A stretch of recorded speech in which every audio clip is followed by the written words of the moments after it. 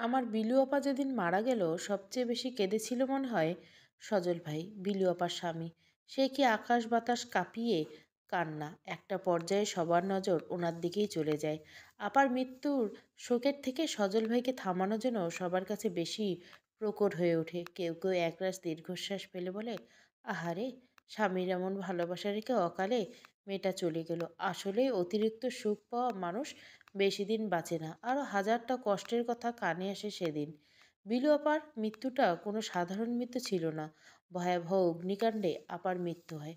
হাসপাতালে নেওয়ার সময়টুকু পর্যন্ত দেয়নি। বাসার গ্যাস সিলিন্ডার বিস্ফোরিত হয়ে আগুন ছড়িয়ে পড়ে সারা বাড়ি। আপার বাসায় সেদিন একাই ছিল। সজল ভাই ব্যবসার কাজে শহরে গিয়েছিল। আর সেদিন সকালে আপার শাশুড়ি তার বড় মেয়ের বাড়ি গিয়েছিলেন বেড়াতে। আপার শাশুড়ি খুব ভালোবাসতেন আপাকে। তিনি তার ছেলেকে জড়ায় চুপ করে বসে কাঁদছেন একপাশে। আমার যেন সব কিছু অবিশ্বাস্য লাগছিল। কিভাবে এমন কিছু হয়ে যেতে পারে যে কিনা ঘটনার দিন সকালে আমার সাথে ফোনে কত কথা বলল। আপাকে যখনই ফোন দেওয়া হতো সব কিছুর উপরে শুধু তার একটাই কথা থাকতো, তার বর তাকে কত ভালোবাসে। আমারও শুনতে খুব ভালো লাগতো। আপা সুখী আছে এটা ভেবে প্রশান্তি পেতাম আমি। কিন্তু সেই কথা যে আপার সাথে শেষ কথা হবে আমার, কে জানতো। আমার কেন জানি কান্না পাচ্ছিল না, ভীষণ চোখ জ্বালা করছিল। একটা পর্যায়ে আমার সামনে দুনিয়া অন্ধকার হয়ে আসলো। আমি জ্ঞান হারালাম। আমার যখন জ্ঞান ফিরে ততক্ষণে আপার দাপন কাজ শেষ হয়ে গেছে। আপাকে শেষ দেখা দেখানোর জন্য আমার জ্ঞান ফেরাতে কম চেষ্টা করা হয়নি। অবশ্য শেষ দেখা দেখবই আর কি। সমস্ত শরীর পুড়ে গিয়েছিল। জ্ঞান ফেরার পর আমার খুব ইচ্ছে করছিল চিৎকার করে কাঁদতে, কিন্তু তখনও আমি কাঁদতে পারলাম না। নিজেকে ঘরে এসে দরজা আটকে দিলাম। এই ঘরটা আগে আমার আর বিলু আপার ছিল। আপার বিয়ের পর আমি একাই থাকি এই ঘরে। ঘরের পাশে একটা শিউলি ফুলের গাছ। আপার খুব পছন্দ ছিল শিউলি ফুল। আমি জানলা খুলে দিলাম। গাছটা ফুলে ভারে নুইয়ে পড়েছে যেন। অসহ্য রকমের সুন্দর ঘ্রাণ আসছে। আমি জানলা আটকে দিলাম। আপার প্রিয় ফুলের গন্ধটা আমি যেন সহ্য করতে পারছি না। পুরো ঘরটার দিকে তাকালাম আমি একবার। আপার খুব বেশি স্মৃতি আর নেই ঘরে। বিয়ের পর নতুন জামাইয়ের জন্য বাড়ির দক্ষিণ পাশে বাথরুম সহ একটা বিশাল ঘর বানিয়ে দিয়েছিল। আপা তার যাবতীয় সব জিনিস সেই ঘরে নিয়ে রেখেছিল। আপার স্মৃতি বলতে ওই ঘরে শুধু ছিল দেওয়ালে বাঁধানো আমার আর আপার একটা ফটো। যেই ফটোটায় আপা আমার চুল বেঁধে দিচ্ছে হাসি হাসি মুখ করে, আর আমি বিরস মুখে বসে আছি। আহামরি এমন কোনো ছবি না বাঁধিয়ে রাখার মতো, কিন্তু বাবার কাছে মনে হয়েছিল তার দুই রাজকন্যাকে এই ছবিতে অপ্সরীর মতো লাগছে। তাই তৎক্ষণাৎ তিনি এই ছবিটা বাঁধিয়ে এনে আমাদের ঘরে টাঙিয়ে দেন। আপা সেদিন মুখ কালো করে বলেছিলেন, বাবা, এতই যখন পছন্দ হয়েছে এই ছবি, বাইরে বসার ঘরে টাঙিয়ে দিতে পারতে, কেউ বেড়াতে আসলে দেখতে পেত। বা বেশ গম্ভীর হয়ে বললেন, মা বনলতা, আমার মায়েদের বাইরের লোকেরা এসে দেখে নেবে, এটা তুমি ভাবলে কি করে? এত বোকা তো আমি নই। বিলু আপার ভালো নাম বনলতা, আমার নাম নীলাঞ্জনা। এত সুন্দর নাম আমার বাবা রাখা, কিন্তু মায়ের আবার এত বড় নামে ডাকতে খুব আপত্তি ছিল।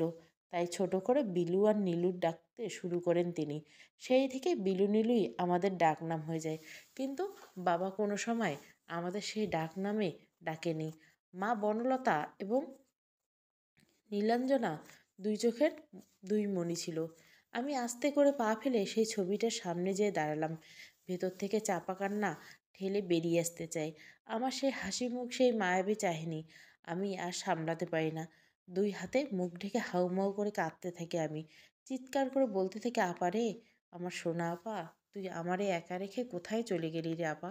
তুই তো ভয়ে একটা দেশলাইয়ের কাঠিও জ্বালাতে পারতি না রে আপা।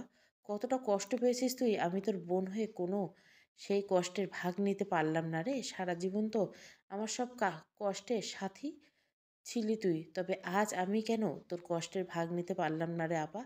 আকাশ বাতাস কাঁপিয়ে কাঁদতে থাকি আমি। বাইরে মা, বাবা আর সজল ভাইয়ের আহাজারি।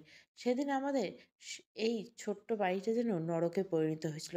বারবার মনে হচ্ছিল আমার জ্ঞানটা আবারও কেন চলে যাচ্ছে না। তাহলে এই নারকীয় যন্ত্রণা আর সহ্য করতে হতো না আমার। আবার মৃত্যুর পরে প্রাকৃতিক নিয়মে সময় কেটে যেতে লাগলো। জানি না আমরা স্বাভাবিক হতে পেরেছি কিনা। সবাই অদক্ষ অভিনেতার মতো দিন কাটাতে থাকি। বাকিদের সামনে স্বাভাবিক প্রমাণ করার চেষ্টা করি নিজেকে। কিন্তু ভেতরে কি তাণ্ডব আমাদের প্রতিদিন চলে, সে শুধু আমরাই জানি। বাবা তারপর থেকে আর কোনোদিন বড় মাছ কিনে আনে না। বড় মাছ দেখলে আবার মুখ কালো করে বটি নিয়ে বসে যেত মাছ কুটতে। যদিও বাবার সামনে ভাব করত যে খুব বিরক্ত, কিন্তু আবার চোখ চকচক করত। বড় মাছ আপার খুব পছন্দ ছিল। আমরা সবাই জানতাম বাবা আপার অন্ধকার মুখ দেখতেন আর মিটমিট করে হাসতেন। আপার শ্বশুরবাড়ি ছিল আমাদের বাড়ি থেকে 20 টাকা রিক্সা ভাড়ার পথ। আপার বিয়ে হওয়া যাওয়ার পর থেকে বাবা বড় মাছ আনলে মাছ নিয়ে আগে বাড়িতে আসতেন না। সেজো আপার শ্বশুরবাড়িতে যেতেন, একটা মাছও বাড়িতে দিতেন। আপা একইভাবে মুখ অন্ধকার করে মাছ কুটতে বসে যেত। আপা আগে আপার মাছটা কোটা দেখতেন, তারপর আমাদের বাড়িতে আর একটা মাছ আনতেন। আপার মৃত্যুর পরে আপা বাবা আর বড় মাছ কেনেনি। মাও কেমন যেন পাগলের মতো হয়ে গেছে। বেশিরভাগ এক জায়গায় একা একা বসে থাকে আর আকাশের দিকে তাকিয়ে থাকে। আমি চেষ্টা করি দিনের অধিকাংশ সময় বাইরে কাটিয়ে আসতে, কারণ বাড়িতে ঢুকলে এক অসহ্য যন্ত্রণা চারিদিক থেকে চেপে ধরে আমাকে। তবে এই কয়টা মাস জুড়ে প্রায় প্রতিদিন সজল ভাই আমাদের বাড়িতে আসেন। অফিস শেষ করে বাড়িতে না যেয়ে আগে সোজা আমাদের বাড়িতে আসেন। বাবার হাত ধরে বসে থাকেন। মায়ের ওষুধ ঠিকমতো খাচ্ছে কিনা, বাবার হাই প্রেশার কন্ট্রোলে আছে কিনা, বাড়িতে ঠিকমতো বাজার বা রান্না হচ্ছে কিনা সব কিছুর খোঁজ নেন তিনি।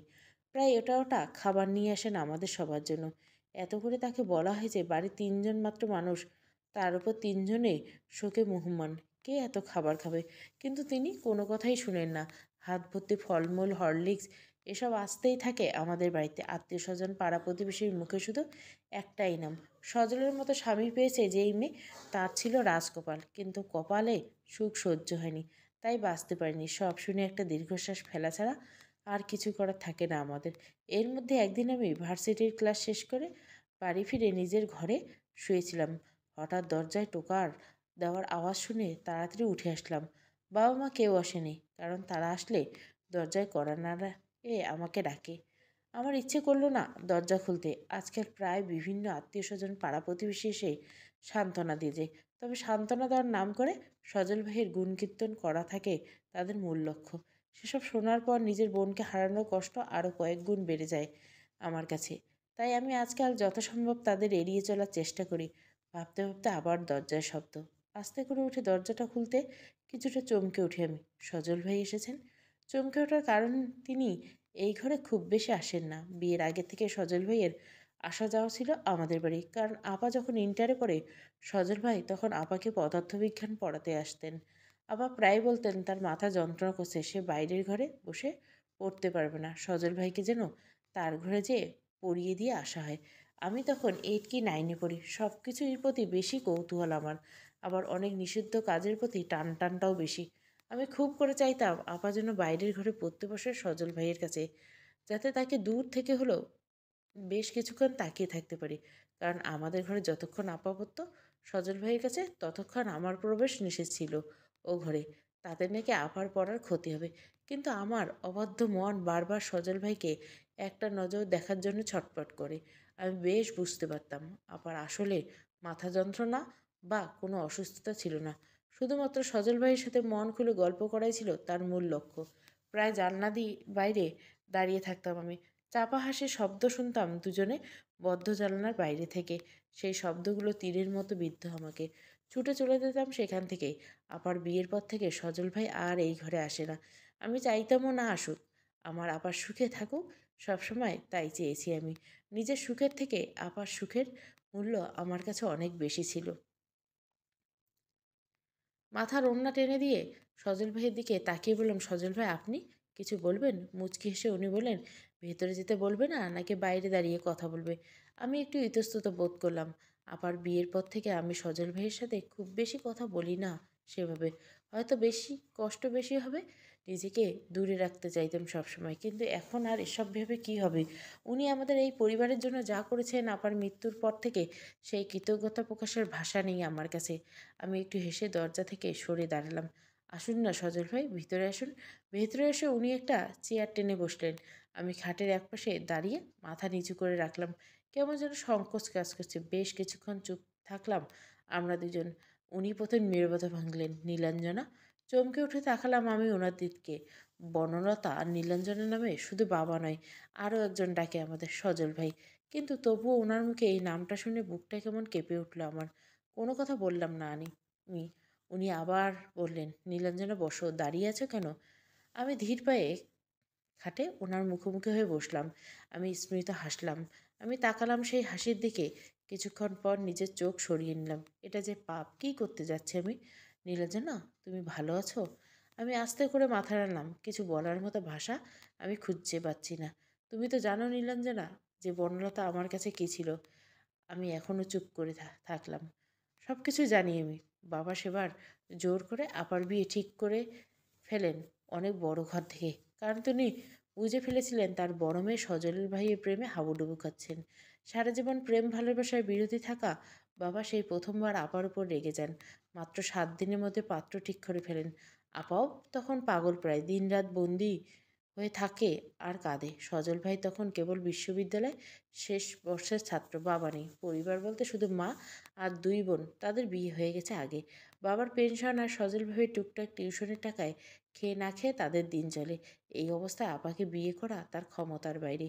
তিনি বারবার বাবার কাছে আসতেন একটু সময় চাওয়ার জন্য, কিন্তু বাবা আরও রেগেমেগে তাকে তাড়িয়ে দিতেন। কি এক দিন গেছে তখন আমাদের। আপাত নাওয়া খাওয়া সব ছেড়েই দিয়েছিল। সজল ভাইকে দেখলে চিনতে পারতাম না। খোঁচা খোঁচা দাড়ি, কোটরে ঢুকে যাওয়া চোখ আর সিগারেটের ধোঁয়ায় প্রতিনিয়ত পুড়ে যাওয়া ঠোঁট দেখে আমার ভীষণ কষ্ট হতো। খুব করে চাইতাম বাবা ওদের মেনে নিক। টাকা পয়সা কম থাকলে সুখের কমতি হবে না কখনো। কিন্তু বাবা কোনোভাবেই রাজি হন না। এদিকে বিয়ের দিন আরও ঘনিয়ে আসতে থাকলো। এর মধ্যে হঠাৎ একদিন দেখি সজল ভাই ও তার মাকে সাথে করে এনেছেন বাবার কাছে। হয়তো শেষ চেষ্টা করতে চাইছেন। ভেতরের ঘরে যেয়ে আপাকে এই খবরটা দিলাম। আপার মুখটা যেন খুশিতে চকচক করে উঠল। কি সুন্দর একটা মায়াবী মুখ।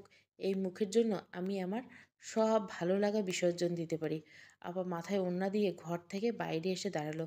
বসার ঘরে কী কথা হলো আমরা কেউ জানি না।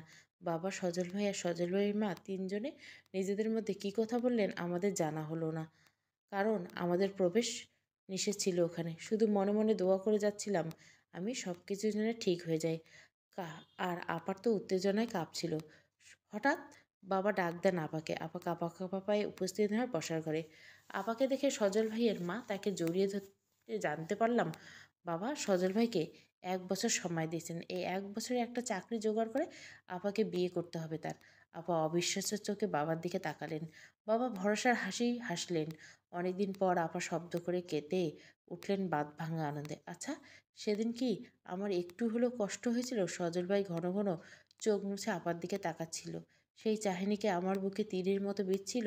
এক ছুটে ছাদে চলে গেছিলাম আমি। জোরে জোরে নিঃশ্বাস নিয়ে নিজের ভিতরের কষ্টটা হাওয়ায় মিশিয়ে দিতে চেয়েছিলাম সেদিন। এসব ভাবছিলাম চুপ করে বসে। আবারও নীরবতা ভাঙলেন সজল ভাই। কী ভাবছো নীলাঞ্জনা? কিছু ভাবছি না সজল ভাই। আপনি কি চা খাবেন? চা করে আনি? না, তোমার আবার মৃত্যুর পর থেকে আর চা খাই না। তোমাদের বাড়িতে যখন আগে আসতাম তোমার আপাকে পড়াতে, তখন সে খুব সুন্দর করে চা বানিয়ে দিত আমাকে। সেই থেকে অভ্যাসটা এমন হয়ে গেছে তার হাতের চা ছাড়া অন্য কারো হাতের চা খেতে ভালো লাগে না। তাই সে চলে যাওয়ার পর থেকে চা খাওয়া একরকম ছেড়েই দিয়েছি বলতে পারো। ছোট্ট একটা দীর্ঘশ্বাস ফেললাম আমি। আপারে এক সমুদ্র ভালোবাসা রেখে যে কেমন আছিস তুই কবরে? আপনি কি আমাকে কিছু বলতে চান সজল ভাই? না, তেমন কিছু না। এই তুমি কেমন আছো, পড়াশোনা কেমন হচ্ছে এসব জানতে এসেছিলাম। আমি ম্লান হাসি। যতটা ভালো থাকা যায় মুহূর্তে ততটাই আছি। আপনি তো জানেন বিলু আপা শুধুমাত্র আমার বোন না, আমার দ্বিতীয় মা ছিল। ছোট থেকে আগলে রেখেছে আমাকে 2 হাত দিয়ে। মা কখনো আমাকে মারতে আসলে আপা ছুটে চলে আসতো। তার সামনে আমাকে কেউ কটু কথা বললে সে কোনোদিন সহ্য করতে পারতো না। কত রাগ, অভিমান, খুনসুটি, ঝগড়া, আবার দিন শেষে আমি তাকে ছাড়া সে আমাকে ছাড়া থাকতে পারতাম না আমরা। আমার সেই বোন এখন বীভৎস মৃত্যু আমি সহ্য করতে পারছি না সজল ভাই। নিজেকে আর সংবরণ করতে পারলাম না। 2 হাতে মুখ ঢেকে শব্দ করে কেঁদে উঠলাম আমি। আমাকে ক্ষমা করো নীলাঞ্জনা। তোমাকে কষ্ট দেওয়ার আমার উদ্দেশ্য ছিল না। নিজেকে শক্ত করো। বনলতার মৃত্যুটা আমি সহ্য করতে পারছি না। শুধু বারবার মনে হচ্ছে আমি নিজে কেন সেদিন বাড়িতে থাকলাম না। হয়তো একসাথে বাঁচতে পারতাম দুইজনে, নয়তো একসাথে মরতাম। যেখানেই থাকতাম একসাথে তো থাকতে পারতাম। চোখের কোণে আসা পানিটা মুছে নিল সজল ভাই। আমি মাথা নিচু করে বসে নখ খুঁড়তে লাগলাম। এরপর অনেকক্ষণ কেউ কোনো কথা বললাম না। এক পর্যায়ে সজল ভাই চেয়ার ছেড়ে উঠে দিলেন, ঘর ছেড়ে বাইরে চলে এলেন। আবার কি মনে করে দরজার কাছে ফিরে এসে বললেন, কখনো কোনো প্রয়োজন হলে আমাকে জানাবে, যে কোনো দরকারে আমি তোমাদের পাশে আছি। এই বলে আমাকে কোনো কথা বলার সুযোগ না দিয়ে উনি চলে গেলেন। আমি এক দৃষ্টিতে সেদিককে তাকিয়ে থাকলাম। আপা আমাদের ছেড়ে চলে যাওয়ার প্রায় 8 মাস হতে চলল। আমরা অনেকটা স্বাভাবিক হওয়ার চেষ্টা করে যাচ্ছি দিনের পর দিন। এ কয়দিন সজল ভাইয়ের সাথে আমাদের পরিবারে অন্যরকম একটা সম্পর্ক তৈরি হয়ে গেছে। এখন আর সে এইবারে জামাই না, এবারে ছেলেতে পরিণত হয়েছে। বাড়ির সিদ্ধান্ত এখন সেই নিয়ে বেশিরভাগ। এছাড়া বাবার সাথে প্রতিদিন বিভিন্ন রকমের আলোচনা করে। আমি সেসব জানি না কিংবা জানার প্রয়োজন মনে করে। শুধু বাবাকে দেখে আলোচনা করে বেশ গম্ভীর হয়ে যান। মাকে ফিসফিস করে অনেক কিছু বলেন। মা শুধু আস্তে করে বলেন, আপনি যেটা ভালো মনে করেন। প্রতিবার এই বলে ডুকরে কেঁদে ওঠেন মা। আমি জানার চেষ্টা করি মাঝে মাঝে মায়ের থেকে, কী বিষয়ে এত কথা হচ্ছে। মা কিছু বলে না, আমার গায়ে মাথায় হাত বুলিয়ে দেন শুধু। এর মধ্যে একদিন সজল ভাইয়ের মাও এসে আমাদের বাড়ি থেকে ঘুরে গেছেন। আমার কাছে বসে বললেন, সব কিছু ঠিক হয়ে যাবে মা, সব কিছু ঠিক হয়ে যাবে। আমি জানি না কি ঠিক হবে। আমার বোনকে আমার আর ফিরে পাবো, আর কি বাকি আছে ঠিক হওয়ার আমি জানি না। কিন্তু মুরব্বী মানুষের ওপর কিছু বলি না, মাথা নিচু করে বসে থাকি আমি। সেদিন রাতে নিজের ঘরে বসেছিলাম আমি, জানলা খুলে বাইরের উথাল পাথাল জ্যোৎস্না দেখছিলাম। মনের ভিতরে কেমন অস্থির লাগছিল আমার, কোনো কিছুই শান্তি পাচ্ছিলাম না। এক দৃষ্টিতে বাইরে দিকে তাকিয়েছিলাম। এতটাই ধ্যানমগ্ন ছিলাম যে বাবা মা আমার পিছনে এসে দাঁড়িয়েছে আমি বুঝতেই পাইনি। মা নীলাঞ্জনা, বাবার ডাকে সম্মিতে ফিরে পাই। চমকে যেয়ে বসা থেকে উঠে দাঁড়াই আমি। বাবার হাত ধরে বাবাকে খাটে বসিয়ে বলি, বাবা তোমরা এখানে কিছু বলবে? আমাকে ডাকলেও তো পারতে, কষ্ট করে তোমরা আসতে গেলে কেন? মা এসে আমার মাথায় হাত রাখলেন। বাবা আমার 2 হাত তার হাতের মধ্যে নিলেন। আমি নিশ্চিত বাবা আমাকে গুরুত্বপূর্ণ কোনো কথা বলবেন, কারণ এমন কিছু বলার সময় শুধু বাবা আমার হাত এভাবে ধরেন। আমি বাবার পাশে এসে বসলাম। বাবা আস্তে করে বলল, বাবা কি বলবে তুমি বলো। বাবা একবার মায়ের দিকে তাকালেন, তারপর আমার মাথায় হাত রেখে বললেন, দেখো মা, তোমাদের 2 বোনকে আমি কতটা ভালোবাসি তা নিশ্চয় তোমাদের বলে দিতে হবে না। আমার জীবনে তোমাদের স্থান কোথায় তা মনে হয় শুধু আমি জানি। তোমরা অবশ্য আমার সেই ভালোবাসার মান রেখেছো। কোনোদিন আমার মুখের ওপর তোমরা কিছু বলোনি, যখন যা বলেছি মেনে নিয়েছো। এই বলে বাবা একটু থামলেন। আমি বুঝতে পারছি না বাবা কোন দিকের ইঙ্গিত করছে। কৌতূহল দৃষ্টিতে মায়ের দিকে তাকালাম, দেখলাম সেও চুপচাপ করে আছে। বাবা আবার বলতে শুরু করলেন, তোমার কাছে একটা আবদার আছে মা। আমি তড়িঘড়ি করে উঠে দাঁড়ালাম, বাবার হাত ধরে বললাম, বাবা আবদার কেন বলছো? তুমি আদেশ করো আমাকে, আমি তোমার আদেশ অবশ্যই রাখবো। শান্ত হয় নীলাঞ্জনা। যে আবদারটা এখন তোমাকে করব তার সাথে তোমার জীবন জড়িয়ে আছে। তোমার অবশ্যই অধিকার আছে তোমার সিদ্ধান্ত জানানোর। তোমার ওপর কিছু চাপাই দিব না আমরা। আমি একটু বিস্মিত হই। কী এমন আবদার করবেন বাবা, যার সাথে আমার জীবন জড়িয়েছে? আমি বাবার দিকে তাকালাম। বাবা তার চশমাটা খুলে ভালো করে মুছে নিলেন। তারপর বললেন, আমি চাই তুমি সজলকে বিয়ে করো। তোমার মাও চায়। আমি স্তম্ভিত হয়ে গেলাম বাবার কথা শুনে। এক ঝটকায় পিছনে ছিটকে আসি আমি। আমার বাবার দিকে একবার মায়ের দিকে তাকাই। তারা দুজনে আমার দিকে তাকিয়েছে। হতভম্ব হয়ে যাই আমি। কী বলছেন বাবা এসব? বাবা উঠে দাঁড়ালেন। আমার কাছে এসে বললেন, দেখো মা, আমি জানি এটা অত সহজে মেনে নেওয়ার তোমার পক্ষে অসম্ভব। আমাদের পক্ষে এতটা সহজ ছিল না। কিন্তু পাড়াপড়শিতে আসলে আজকাল অনেক কথা বলে। বাড়িতে বিবাহযোগ্য মেয়ে আর বিপত্নিক মেজামাই বারবার আসছে এ বাড়িতে। বিভিন্ন কানাঘুষা আজকাল শুনতে পাই আমি। আর সজল তো শুধু আমাদের বাড়ির জামাই না, ছেলের মতো হয়ে গেছে। সেও এই বাড়ি আর না আসুক আমরা চাই না। তাই অনেক ভেবে এই সিদ্ধান্ত নিয়েছি আমরা। আমি বিস্ফোরিত চোখে বাবার দিকে তাকিয়ে বললাম, বাবা যে সংসার আমার বোনের ছিল সেই সংসারে আমি যাব? তা কী করে হয় বাবা? মা এসে আমার কাঁধে হাত রেখে বললেন, শান্ত হও নীলু। তোমাকে আমরা জোর করব না। সব কিছু তোমার উপর নির্ভর করছে। আমি আস্তে করে বললাম, সজল ভাইকে তোমরা এই কথা জানিয়েছ? তার সাথে কথা বলে আমরা এই সিদ্ধান্তে রাজি হয়েছি। সজল বলেছে আমরা যা ভালো মনে করি তাই হবে। এতটা অবাক এই ছোট্ট জীবনে আমি খুব কম হয়েছি। এই সময় আমার কি করা উচিত আমি জানি না। হ্যাঁ, এটা ঠিক। একটা সময় সজল ভাইকে আমি আমার জীবনের চাইতে বেশি ভালোবাসতাম। ওনাকে নিজের করে পেতে চাইতাম। কিন্তু যখন জেনেছি সজল ভাই আমার আপার ভালোবাসা তখন থেকে আস্তে আস্তে নিজেকে গুটিয়ে নিয়েছি আমি। তবুও প্রতি রাতে কেঁদে বালিশ ভিজিয়েছি আমি। আপা রাত জেগে সজল ভাইয়ের সাথে ফোনে কথা বলতো, আর আমি ঘুমের ভান করে অন্য পাশে মুখ ফিরে শুয়ে শুয়ে কাঁদতাম। কিন্তু আমি এইভাবে কখনো সজল ভাইকে পেতে চাইনি। যে স্বামী সংসার আমার আপার ছিল, সেই সংসার আমি নিজের করে পাবো, এটা কিভাবে সম্ভব? আমার চুপ করে থাকতে দেখে বাবা বললেন, তাড়াহুড়ো করার দরকার নেই মা, ভেবেচিন্তে সিদ্ধান্ত জানাও। কোনো কিছু তোমার উপর চাপিয়ে দিব না আমরা। তবে একটা কথা, আমরা তোমার ভালো চাই। আমাদের একটা ছেলে নেই, তোমরা দুই বোন আমাদের সব। একজনের সুখের কপাল ছিল, কিন্তু ভাগ্যের পরিবেশে সেই সুখ তার কপালে সইল না। আমি চাই তুমি সুখী হও, আর কিছু না। আমি পাথরের মতো এক জায়গায় দাঁড়িয়ে থাকলাম। বাবা ঘর ছেড়ে চলে গেলেন। মা এসে আমার মাথায় হাত রেখে বললেন, রাজি হয়ে যাও তুমি, তুমি ভালো থাকবে। এই বলে চোখ মুছতে মুছতে চলে গেলেন তিনি। আমি ধপ করে বিছানায় বসে পড়লাম। আমি জানি না আমার রাজি হওয়া উচিত কিনা।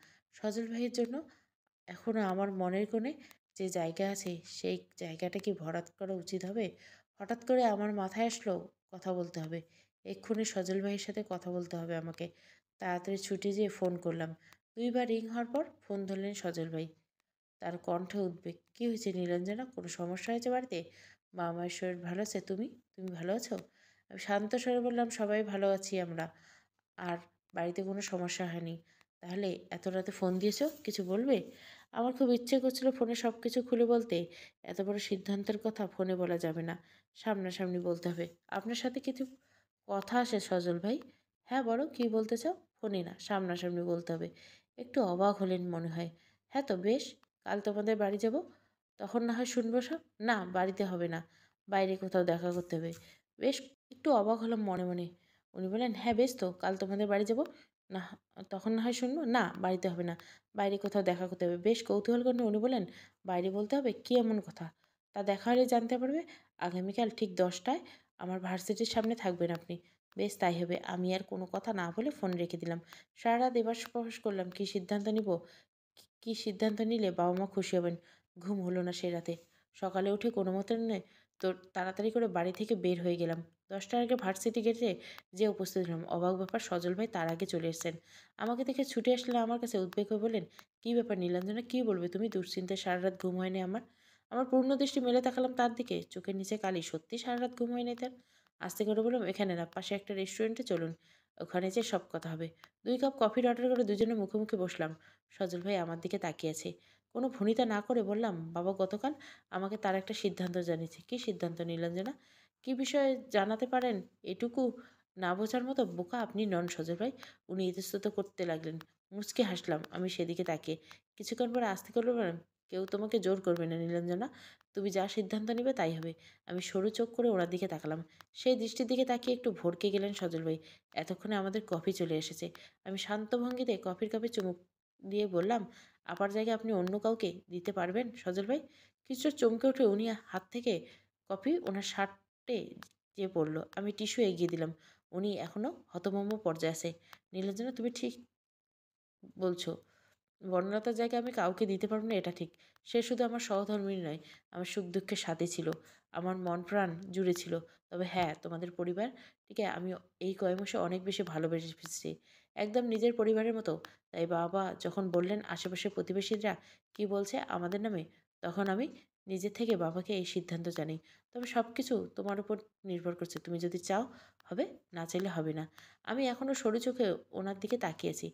উনি আমার দিকে তাকাতে পারলেন না। অন্যদিকে তাকিয়ে বললেন, "কিন্তু তোমাকে কথা দিচ্ছি, আমি তোমাকে কখনো অযত্ন করব না। তোমাকে তোমার প্রাপ্য সম্মান আমি দিব।" আমি উঠে দাঁড়ালাম। সজল ভাইয়ের সাথে সাথে উঠে দাঁড়ালেন। আমি রেস্টুরেন্ট থেকে বের হয়ে আসলাম। উনিও পিছনে পিছনে আসলেন। "কী ভাবলে নীলাঞ্জনা? কী করবে তুমি?" "আমি কিছুদিন সময় চাই সজল ভাই। এই কয়দিনে একটু চিন্তা ভাবনা করব আমি। তারপর আমার সিদ্ধান্ত জানাবো সবাইকে।" "কতদিন সময় লাগবে নীলাঞ্জনা?" আমি ওনার দিকে তাকালাম। ওনার ব্যস্ততা দেখে অবাক হলাম একটু। সামনে গিয়ে বললাম, "না মানে তো আমাদের দিক থেকে তো প্রস্তুতির দরকার আছে, তাই বললাম আর কি।" আমি কঠিন স্বরে বললাম, "যতটা তাড়াতাড়ি পারা যায়। আমি চেষ্টা করব সাধ্যমতো।" এভাবে ওনাকে রেখে একটা রিক্সা নিয়ে বাড়ি ফিরে আসলাম। আজ আর ক্লাস করতে মন চাইল না। অস্থির হয়ে আছে মন। কোনো কিছুতেই শান্তি মিলছে না। বাড়ি ফিরে নিজের ঘরে ঢুকে দরজা বন্ধ করে দিলাম আমি। আমার দেওয়ালে বাঁধানো ছবিটার দিকে তাকালাম। আবার হাসি, হাসি মুখটার দিকে তাকিয়ে বললাম, "আপা, আমাকে ক্ষমা করে দিস রে। এরপরের কিছুদিন আমার ভীষণ অস্থিরতা দিন কাটলো। ক্লাসে যাওয়ার একদম কমিয়ে দিলাম। বেশিরভাগ সময় নিজেকে ঘরবন্দি করে রাখি। দম বন্ধ হয়ে আসলেও বাইরে যাই। মা বাবাও নিজের থেকে আমাকে কিছু বলেন না। আমি আমার সিদ্ধান্ত জানানোর জন্য তাদের কাছ থেকে কিছুটা সময় নিয়েছি। তবে সেই ঘটনার পর থেকে সজল ভাই আমাদের বাড়িতে খুব কম আসে। আসলেও খুব অল্প সময় থাকে। আমার সাথে দেখা করতে চান, কিন্তু আমি ঘর থেকে বের হই না। উনি প্রায় ফোন দেন, আমি রিসিভ করি না। বেশ কিছুদিন এভাবে যাওয়ার পর আমি সিদ্ধান্ত নিলাম আমি আমার সিদ্ধান্ত জানাবো। প্রথমে সজল ভাইয়ের সাথে কথা বলবো, এরপর মা বাবাকে জানাবো। প্রায় 15 দিনের মাথায় আমি সজল ভাইকে ফোন করি। উনি যেন আমার ফোনের অপেক্ষায়তে ছিলেন। একবার রিং হওয়ার সাথে সাথে ফোন তুলে নীলাঞ্জনা, ও মাই গড! তুমি ফোন দিয়েছো আমাকে? আমি তো বিশ্বাস করতে পারছিলাম না। তুমি জানো এই কয়দিন কতটা দুশ্চিন্তায় আমার দিন কেটেছে? তোমাকে কতবার ফোন দিয়েছি আমি, না রিসিভ করছো, আর না তো আমি তোমাদের বাড়িতে গেলে আমার সাথে দেখা করছো। কী সিদ্ধান্ত? এটা বাবা মাকেও জানাওনি তুমি। তারাও কিছু বলতে পারেনি আমাকে। কি ভীষণ দুশ্চিন্তায় আমার দিন কেটেছে তুমি জানো নীলাঞ্জনা? আমি স্মিত হাসলাম। আমাকে নিয়ে সজল ভাইয়ের এতটা উদ্বেগ আগে জানতাম না তো। অনর্গল কথা বলে যাচ্ছেন তিনি। আমাকে চুপ থাকতে দেখে আবারও বললেন, নীলাঞ্জনা তুমি কি শুনতে পাচ্ছ আমার কথা? চুপ করে আছো কেন? কেন?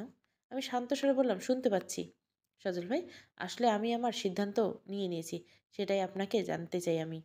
এক প্রকার চিৎকার করে উঠলেন তিনি। সত্যি সিদ্ধান্ত নিয়েছে তুমি? আমাকে বলো কি সেই সিদ্ধান্তটা? এতটা ব্যস্ত হচ্ছেন কেন সজল ভাই? বলবো তো, কিন্তু ফোনে না। আগামীকাল সন্ধ্যায় আপনি আমাদের বাড়িতে আসবেন। সামনাসামনি না জানানো ওর জানাবো আমি। আগামীকাল কেন? আজ সন্ধ্যায় আসি? আমি কঠিন গলায় বললাম, না। এই বলে ওনাকে কোনো কথা বলতে না দিয়ে ফোন রেখে দিলাম। আবারও আমাদের ছবিটার সামনে এসে দাঁড়াই আমি। আপা, আমি কি কোনো ভুল করতে যাচ্ছি? আমাকে ক্ষমা করে দিবি তো আপা?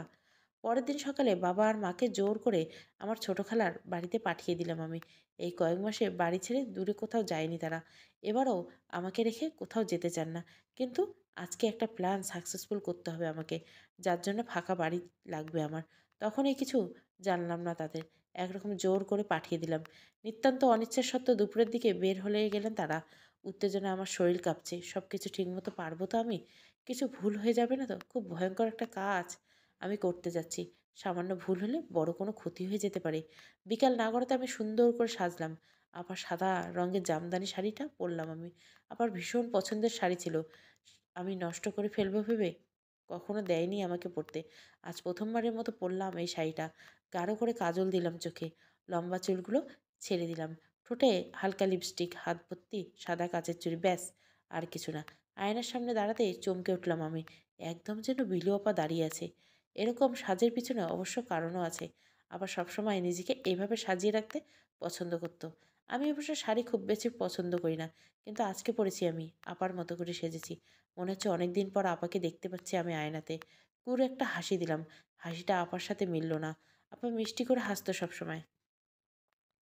সময়টা কোনোভাবেই যেন যাচ্ছে না। ভিতরে ভিতরে ভীষণভাবে অস্থির হয়ে যাচ্ছি। রান্নাঘরে যেয়ে ২ কাপ চা বানালাম আমি আপার মতো করে। আপার হাতের চায়ের স্পেশালিটি হলো, আপা সবসময় চায়ে একটা ছোট্ট এলাচ দিত, ছেঁচে দিত। আমিও দিলাম। ভারী মিষ্টি গন্ধ চা থেকে। আমি অধীর আগ্রহে সজল ভাইয়ের জন্য অপেক্ষা করতে থাকলাম। সন্ধ্যা মিলানোর সাথে সাথে কলিং বেল বেজে উঠল আমার। বুক ধুক করে কাঁপতে লাগলো। শেষবারের মতো আমাদের ছবিটার দিকে তাকালাম। এরপর আস্তে আস্তে পা ফেলে দরজা খুলে দাঁড়ালাম আমি। ভূত দেখার মতো চমকে গেলেন সজল ভাই। চোখের পলক ফেলতে যেন ভুলেই গেছেন উনি। ওনাকে এই অবস্থা থেকে শব্দ করে হেসে উঠলাম আমি। নিজেও হেসে নিজেই অবাক হলাম। একদম বিলু আপার মতো হাসলাম। আর সজল ভাই আরও এক পোস্ত অবাক হলেন। কোনোরকম বললেন, নীলাঞ্জনা? আমি হাসতে হাসতে বললাম, কেন? বনলতা ভেবেছিলেন? অবাক হয়ে তাকিয়ে থাকলাম সজল ভাই আমার দিকে। আমি ওনাকে বললাম, বাইরে থেকে এভাবে হাঁ করে দেখবেন নাকি ভিতরে আসবেন? আমি দরজা থেকে সরে দিলাম। কাঁপা কাঁপা পায়ে ভেতরে ঢুকলেন সজল ভাই। বসার ঘরে সোফায় এসে বসলেও আমি মুখোমুখি হয়ে বসলাম। তারপর, সজল ভাই কেমন আছেন আপনি? ইয়ে মানে ভালোই আছি। ইজি হয়ে বসেন। আপনি কি ভয় পাচ্ছেন কোনো কারণে আমাকে? একটু চমকে গেলেন উনি। আমার দিকে তাকিয়ে বললেন, ভয়? ভয় পাবো কেন?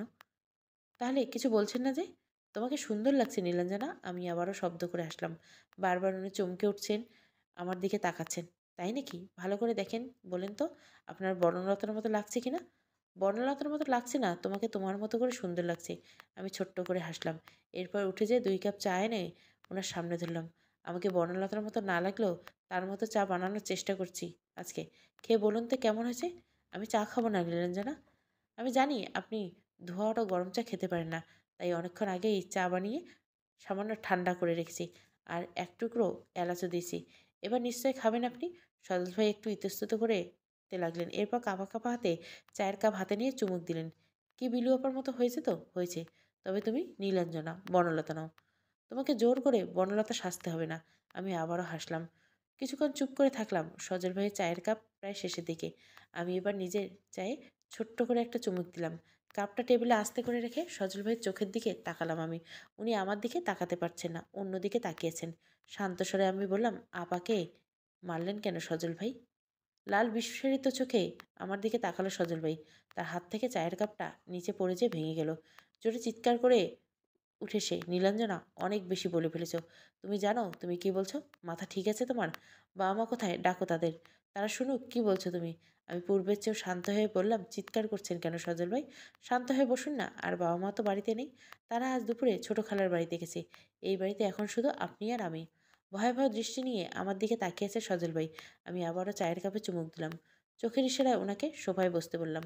উত্তেজিত উনি সোফা ছেড়ে উঠে দাঁড়ালেন। তোতলাতে তোতলাতে উনি বললেন, তুমি জানো না কি বলছো তুমি? আমার ভুল হয়েছে এতদিন তোমাদের সাথে যোগাযোগ করা। ভালো মানুষে দেখাতে যেয়ে এসব শুনতে হচ্ছে আমাকে। আমি ওনাকে বলতে সুযোগ দিলাম। উনি দীর্ঘশ্বাস নেওয়ার জন্য থামলেন। আমি ধৈর্য ধরে বসে থাকলাম। এরপর বললাম, রেগে যাচ্ছেন কেন সজল ভাই? রেগে গেলে তো হেরে গেলেন। ক্রোধে কাঁপতে লাগলেন উনি। আপাতত গ্যাসের চুলে রান্না করতে ভয় পায়, এজন্য আপনাদের বাড়িতে খুব একটা গ্যাসের সিলিন্ডার প্রয়োজন হয় না। ছোট থেকে ওর একটা ফোবিয়া ছিল, গ্যাসের চুলাকে খুব ভয় পায় ও। তাই সবসময় আপনাদের বাড়িতে ইলেকট্রিক চুলায় রান্নাবান্না করতো।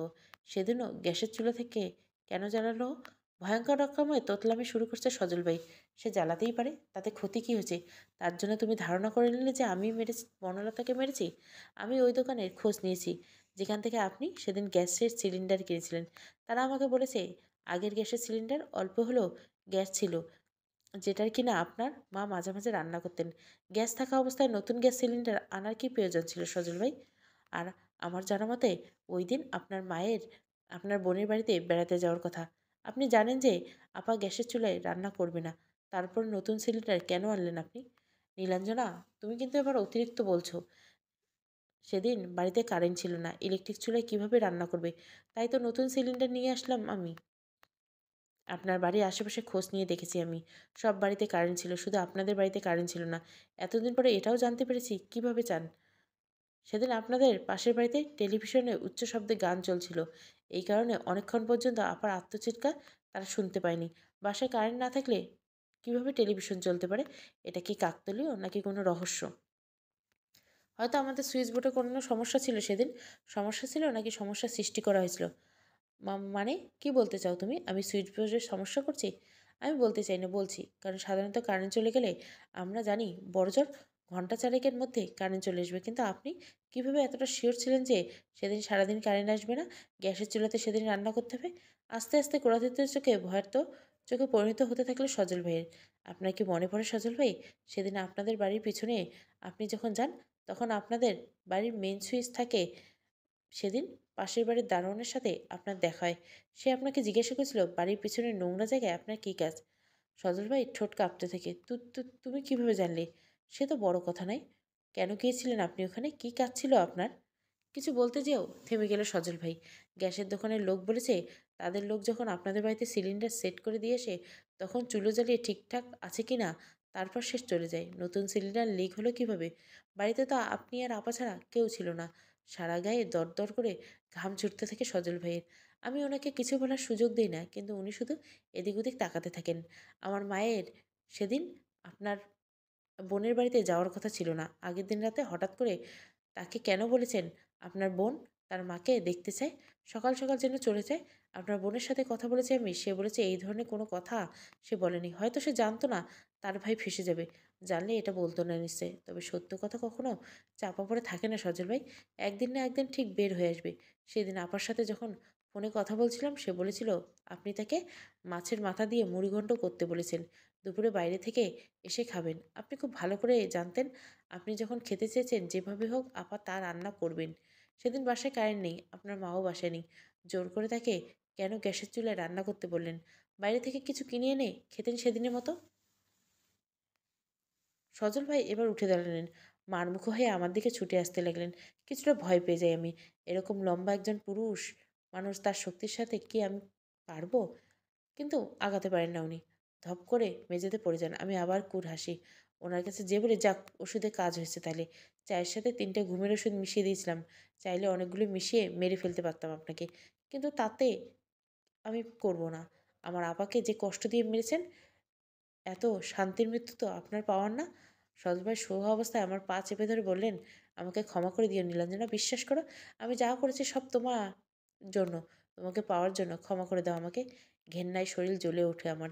একটা নরকের কীটের মতো লাগছে এই লোকটাকে আমার। লাথি দিয়ে পা ছুটিয়ে চিৎকার করে বলি, একদম চুপ। ওই নোংরা মুখে তুই আমার নাম নিবি না। এসব কেন করছিস তুই? সব আমি জানি। আপার মৃত্যুর পর থেকে তোর আচরণ সন্দেহজনক লাগে আমার কাছে। ওই যে কথায় আছে না, অতিভক্তি চোরের লক্ষণ। কিন্তু আমি চুপ ছিলাম আমার বাবা মায়ের কথা ভেবে আর প্রমাণের অভাবে। যেদিন বাবা যখন আমার কাছে তোকে বিয়ে করার ব্যাপারে সিদ্ধান্ত জানতে চেয়েছিল, তুই আমাকে বিয়ে করতে রাজি, এটা শুনে সন্দেহের দানা বাড়তে থাকে আমার। এর পরের দিন তোর বিয়ে করা নিয়ে এত ব্যস্ততা থেকে আরও বেশি করে বুঝতে পারি আমি। এই কয়েকদিন আমি সময় নিয়েছিলাম প্রায় প্রমাণ জোগাড় করতে। হঠাৎ সেদিন আমাদের বাড়ির কিছু কাগজপত্র আমার চোখে পড়ে। সেসব কাগজে ছিল আমাদের এই বাড়িটা ডেভেলপারদের হাতে দেওয়া দিয়ে দেওয়া। তারা আমাদের বেশ অনেকগুলো ফ্ল্যাট দিবে। সেগুলো উত্তর ছেড়েছিল আপা আর আমি। সারা জীবন বাবা ডেভেলপারদের দেওয়ার বিরোধিতা ছিলেন। তাই অনেক আগে থেকে প্ল্যান কষে ফেলেছিস তুই। আপাকে রাস্তা থেকে সরিয়ে দিবি। এরপর বাবার দুর্বলতার সুযোগ নিয়ে বাবাকে রাজি করিয়ে ফেলবি। আর দাবার গুটি হিসেবে ব্যবহার করবে আমাকে। এক ঢিলে ২ পাখি মারা প্ল্যান করলি তুই। একে তো আপাকে মেরে ফেলবি। এরপর পুরো সম্পত্তির উত্তরাধিকারী শুধু আমি থাকবো। আমাকে বিয়ে করে পুরো সম্পত্তির মালিক হবে তুই। এত লোভ ছিল তোর? তোর এই লোভের জন্য আমার আপাকে বলি দিতে হলো? ঘৃণায় একদলা থুতু ফেললাম অসভ্যটার মুখের ওপর। বিশ্বাস করে নীলাঞ্জনা, আমি সত্যিই তোমাকে ভালোবেসে ফেলেছিলাম। বনলতাকে আমি মারতে চাইনি। ওকে বলেছিলাম আমাকে ডিভোর্স দিয়ে দিচ্ছে। ও ছিল ভীষণ আনস্মার্ট। আমার বন্ধুদের সামনে ঠিক করে কথাই বলতে পারতো না। টেনে টুনে ইন্টার পাস করে আর পড়াশুনো করলো না। অফিসে একটা পার্টিতেও ওকে নিয়ে যাওয়া যেত না। আর গেলেও সবসময় মুরব্বিদের মতো শাড়ি চুড়ি পরে যেত। আমার কলিগরা দেখে হাসাহাসি করতো।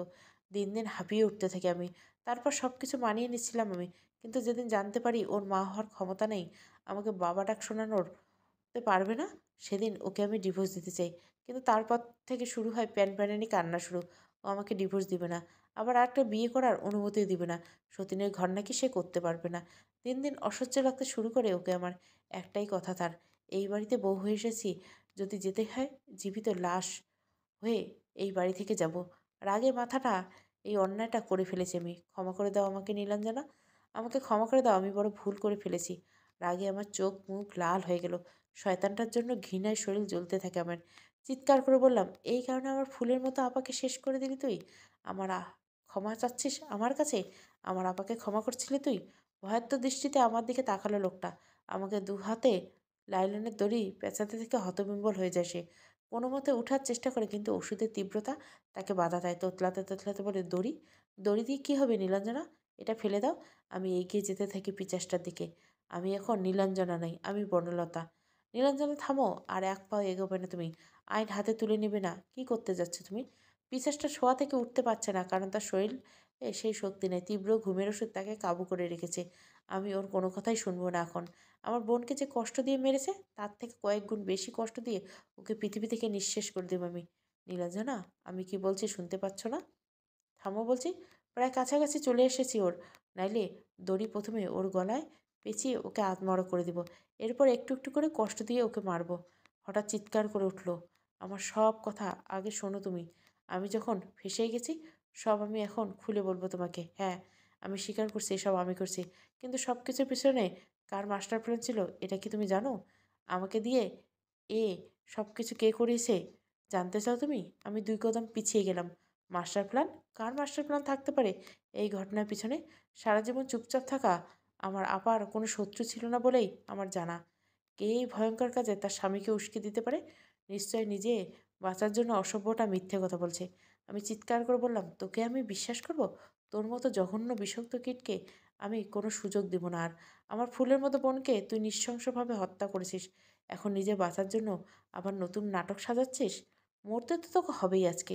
কোনো মিথ্যে নাটকে কাজ হবে না। কাঁদো কাঁদো গলায় সজল বলল, আমাকে কিছু বলার সুযোগ দাও নীলাঞ্জনা। সব কিছু শুনে তোমার যা করার তুমি করবে।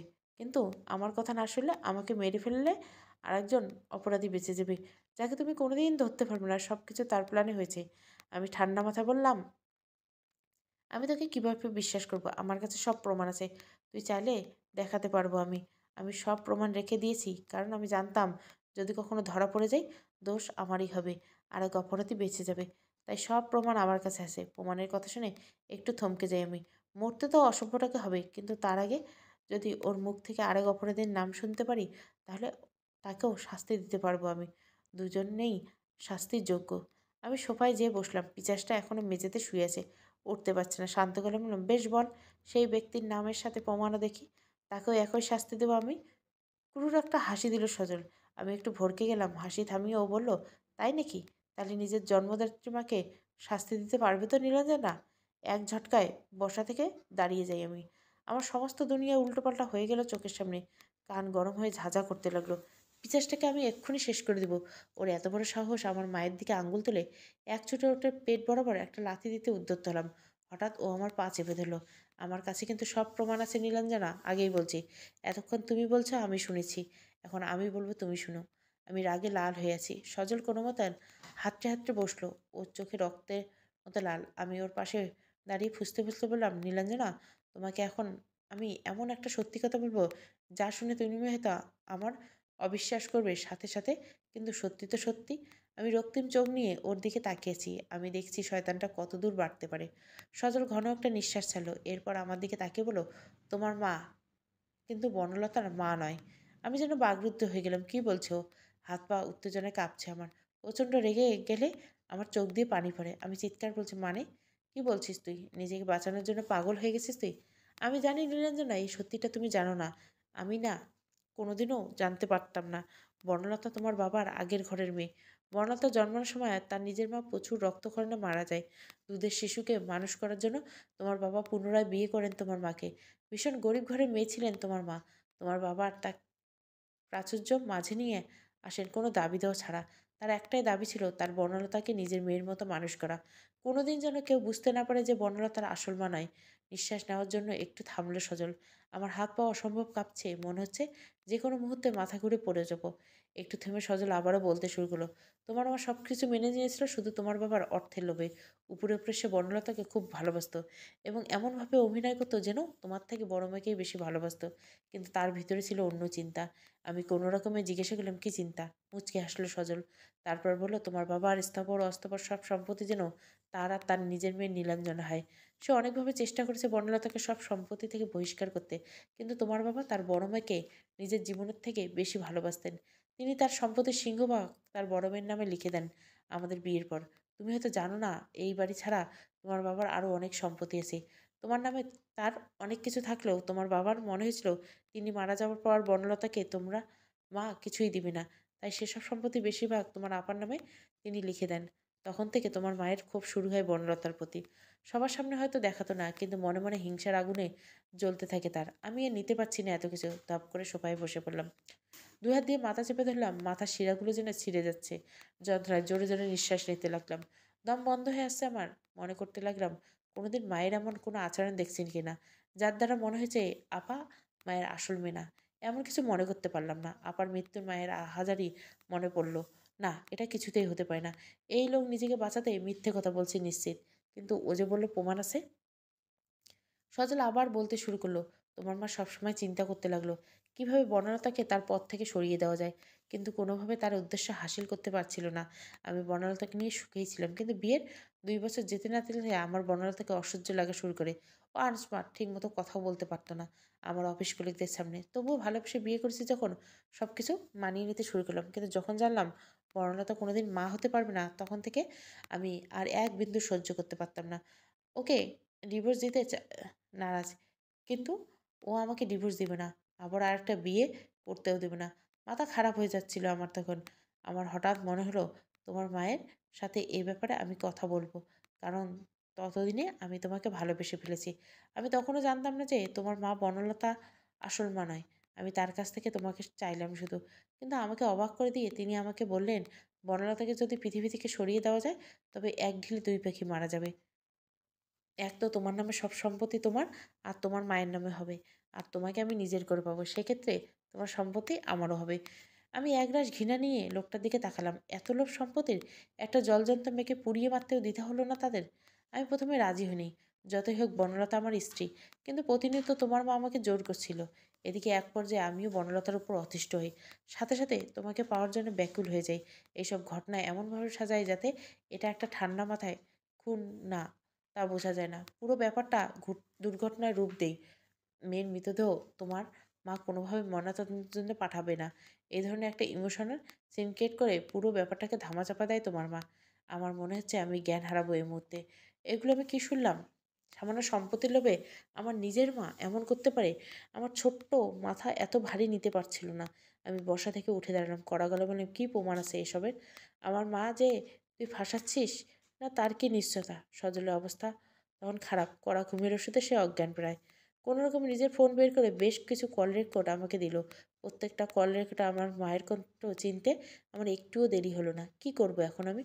আমি চেয়েছিলাম আমার প্রাণের চেয়ে প্রিয় বোনের হত্যার শাস্তি দিব আমি নিজে হাতে। অপরাধীকে আপার থেকে কয়েক গুণ বেশি কষ্ট দিয়ে আমি মারব নিজে হাতে। কিন্তু মা? নিজের মাকে কিভাবে শাস্তি দিব? আমি শূন্যের দিকে তাকিয়ে বসে থাকলাম। আমার শরীরে কোনো শক্তি নেই উঠে দাঁড়ানোর। আজকে কোর্টে শুনানির দিন। সজলকে ফাঁসির সাজা শোনানো আছে আর মাকে ১৪ বছরের সাশ্রম কারাদণ্ড। কোর্টে খালি হয়ে গেল। অপরাধীদের নিয়ে যাওয়া হয়ে গেল। যাওয়ার সময় আমি মায়ের দিকে তাকাতে পারলাম না। ভেতরটা ছিঁড়ে যাচ্ছে আমার। অনেক কষ্টে ঠোঁট কামড়ে কান্না সংবরণ করার চেষ্টা করি আমি। কোনোভাবেই পারছি না। ভেতরে চাপা কান্না যেন ঠেলে বেরিয়ে আসতে। মা কেন করলে এমনটা? কেন এত লোভ করলে তুমি? আমার কি ভালো থাকতে পারতাম না একসাথে? সবকিছু কেন এমন ওলটপালট হয়ে গেল? আমাদের ছবির মতো সাজানো জীবনটা এমন ধ্বংস হয়ে গেল কেন? কী নিয়ে বাঁচবো আমি এখন? হঠাৎ বাবার কথা মনে পড়ল। মানুষটা এই কয়েকদিন ছোট্ট বাচ্চাদের মতো হয়ে গেছে। জুবুথুবু হয়ে শূন্যের দিকে একদৃষ্টিতে তাকিয়েছে। আমি এক ছুটে যেয়ে তাকে জড়িয়ে ধরি। চিৎকার করে কাঁদতে থাকলাম। বাবা আমার মাথায় হাত বুলিয়ে দিতে লাগলেন। আস্তে, আস্তে করে বললেন, "কাঁদো না মা, কাঁদো না। আমার বড়লতা যে তার ছোট বোনের কান্না দেখে কষ্ট পাবে।" আমি বাবার বুকে একপাশে সরে আসলাম। আমার মনে হচ্ছে আরেক পাশে বুঝি বাবা এসে এক্ষুনি ঝাঁপিয়ে পড়বে। জায়গাটা খালি থাক আমার বিলু আপার জন্য। সমাপ্ত। বনলতা। গল্পটা ভালো লাগলে অবশ্যই লাইক, শেয়ার এবং সাবস্ক্রাইব করবেন। Thank you for watching.